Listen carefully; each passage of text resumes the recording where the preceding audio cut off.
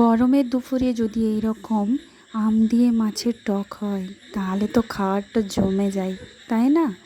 নমস্কার, কুকুইত রাহা চ্যানেলে আপনাদের স্বাগত জানাই। আজ আমি একদম টাটকা পুকুরের চারা পোনা মাছের টক করে দেখাবো।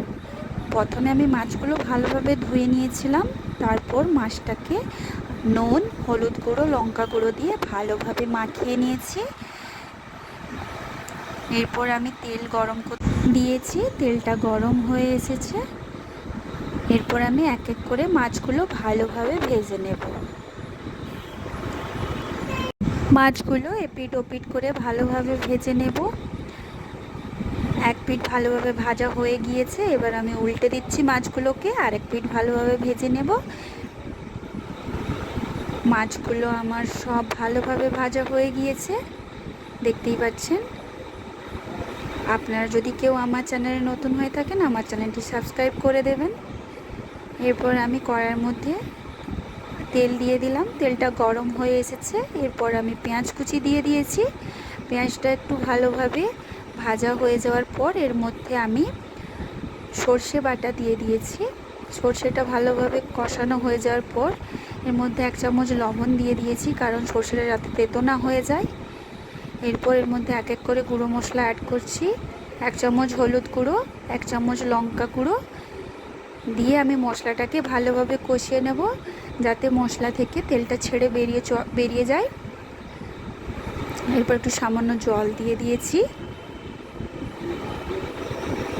দেখুন মশলাটা কত সুন্দরভাবে তেল ছেড়েছে। এরপর আমি কেটে রাখা কাঁচা আম দিয়ে দিলাম, দিয়ে কিছুক্ষণ মশলার সঙ্গে কষাবো। ভালোভাবে কষানো হয়ে গিয়েছে, দেখতেই পাচ্ছেন মশলাটা খুব সুন্দরভাবে কালার হয়ে গিয়েছে।